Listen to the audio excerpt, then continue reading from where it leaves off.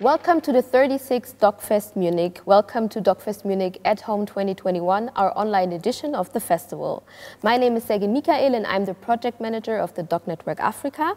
We're very pleased to welcome the film Downstream to Kinshasa from Dieudo Hamadi at our festival, which will be part of the DOK.fest program in the series Best of Fests. Before we start talking, I would like to point out the Kino Audience Award, which is sponsored by BR und 3Sat. Information on how to vote for the film will be online on our website and you can find them there. You can also vote for Downstream to Kinshasa as the Audience Award for this year. Right now we're sitting at Silbersaal in Deutsche Theater in Munich, where we normally present our documentary films on the big screens. Unfortunately, this year we can only meet virtually, but I'm still very happy to welcome Dieudo Hamadi, the director of Downstream to Kinshasa, here with me. Hello Dieudo, how are you? From where are you joining us?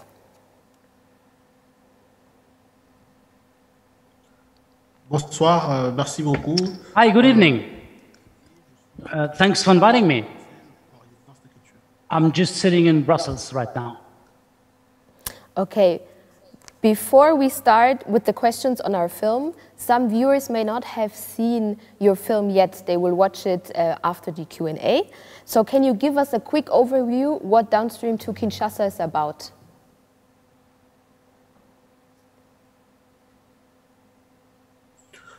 Alors, mon film s'appelle En route pour les milliards. My movie is called En route pour les milliards.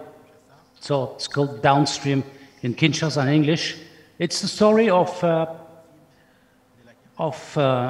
support association of victims during the Six-Day Wars, which took place 20 years ago. A war that everybody has forgotten. So I just went to see those people who escaped, who survived, and who have made a long journey between Kisangani and Kinshasa to ask for indemnization, compensation. Your film, it starts in Kisangani, the city which nickname is City of Hope. And it's also the city where you grew up as well, right? So how was the research for the project? How long did you spend on filming and how did you come to the idea to film this project?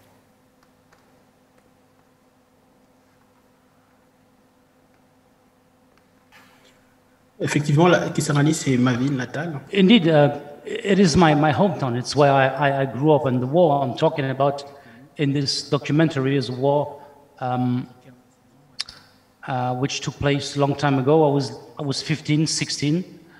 I've experienced that war, and I'm not living anymore in Kisangani for more than 15 years. So I went there for another project, actually, another project of a movie, and then I met those people, from this association, this support association of war victims. And, I just said, well, I forgot this horrible war, so I must do something, I have to make a movie, a testimony about what happened down there, to just in the meaning of memory. Mm-hmm. You just said that your story is about the Six-Day War, and you were also alive when it happened. And you also forgot the war itself, but the whole community forgot the war and the people who have suffered from it. So can you tell us a bit more how someone can forget a war or how it was made to forget?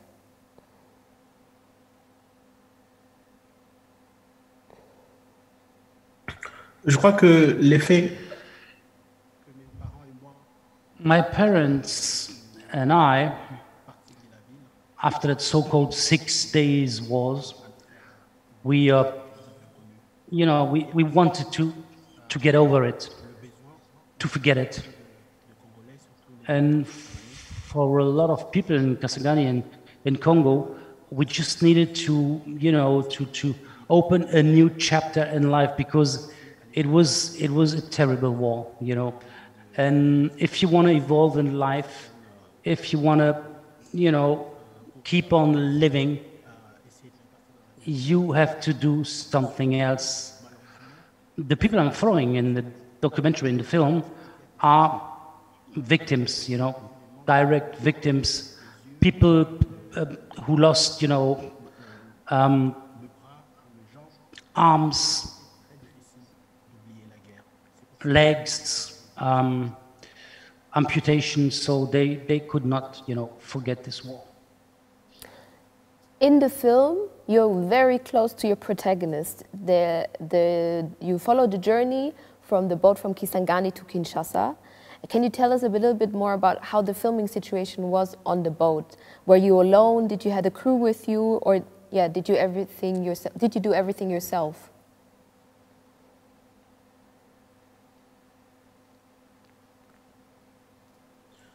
Généralement, déjà, je travaille seul. Yes, I'm working on my own, basically. That's the basic rule, you know. I'm the only one doing, you know, images and sound. And in that case, for that documentary, it was even, how to say, worse, because it was impossible to bring somebody with me on the boat, you know. It was a very critical, difficult journey. I didn't know what I was expecting, you know. It was the first time I was even traveling by boat. So I had to improvise every day on an everyday basis, because the other people on the boat, they wouldn't want to be filmed, you know. So I just shot with my iPhone. I took my iPhone to do the videos, you know, in order not to disturb the people. So it was, as I said, improvisation, you know. And the only purpose was staying close, staying next to my protagonists and showing their point of view. Mm-hmm. I think one of the main questions of your protagonists in the film was always this: why does our government help everyone except of us? And I think one of the strengths of the films is they are not waiting for an answer, they're demanding one. So they have the strength in their community coming together to demand an answer from the government. Do you think the biggest part of their strength is the community, that they are bigger in numbers, or that they are not fighting all by themselves but in their community?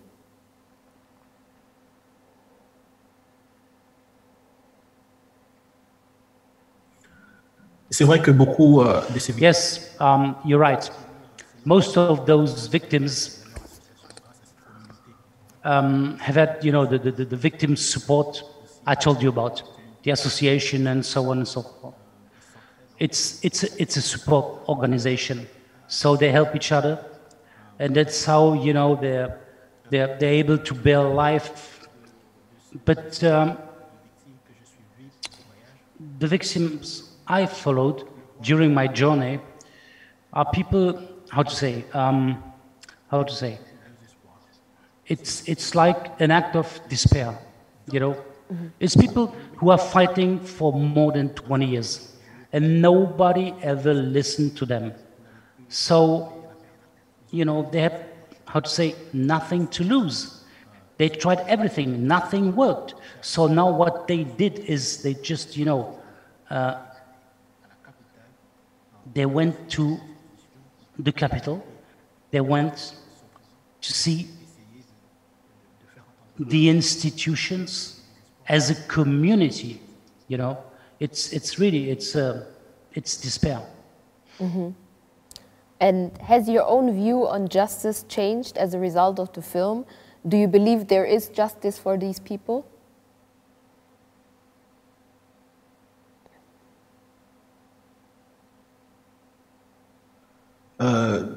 En faisant ce film, je ne cherchais pas tout à fait à...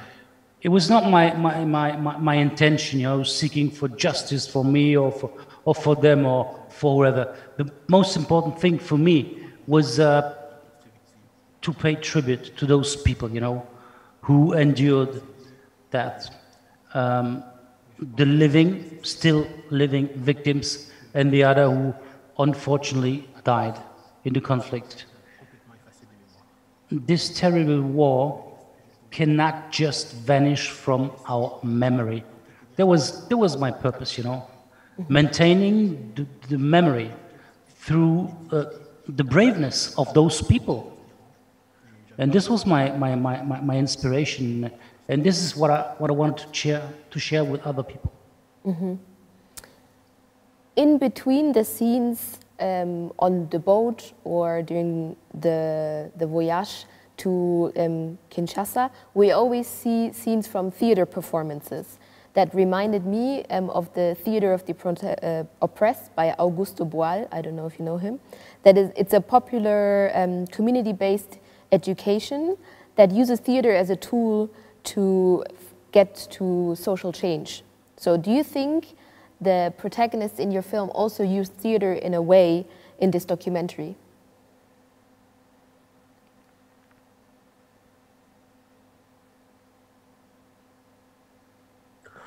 En tout cas, le théâtre fait partie de theater is part of this support association I told you. They have a company which is called les zombies de l'équipe Somalie, and each Saturday they meet, you know, and they have a show in town, and you know, they get some money from the people there. So for some people in the support association, it's a mean of doing a living, you know, of getting some money. And I wanted to talk about that in the movie. And I think theater scenes are a very strong message. Mm-hmm. Especially for people living in Kinshasa who you know never experienced that war. So it was a way of educating people in Kinshasa about that 6 days war. That's why I shot those images, and I wanted to know, you know, if through theater performance, they could talk to people. But then there were the elections in Kinshasa, and then there was the lockdown, and we couldn't have any live performances anymore. So I have a lot of, you know, of shots of footage which I did unfortunately not retained for the documentary, for the movie or so. Okay, Dieudo, did you have the possibility to screen your film in Kisangani, and are you still in contact with the protagonist where they're able to see your film yet?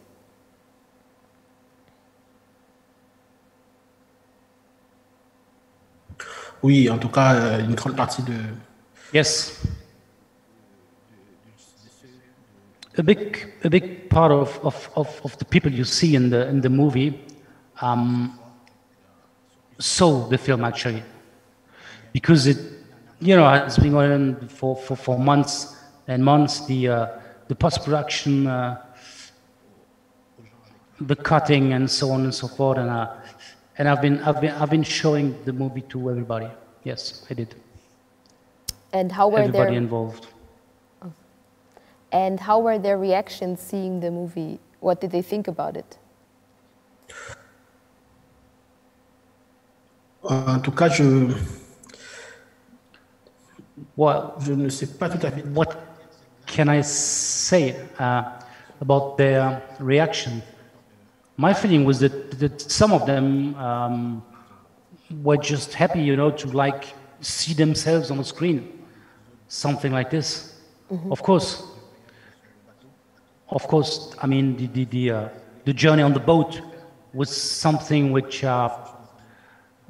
touched them, but there were no strong reactions.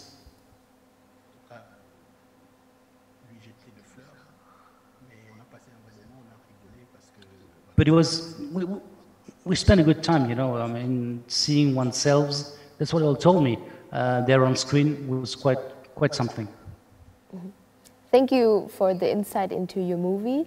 Can you tell us a little bit about what you are working on right now, or how it is filmmaking during the COVID-19 world crisis?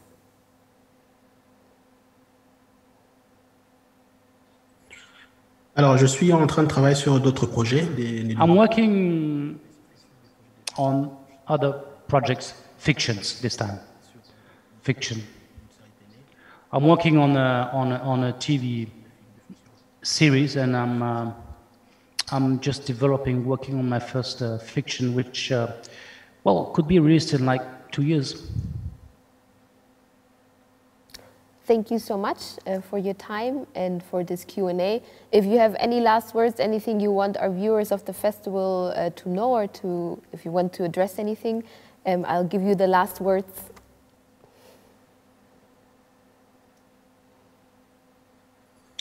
Je pense que... Thank you for the last word. There's nothing much more to say.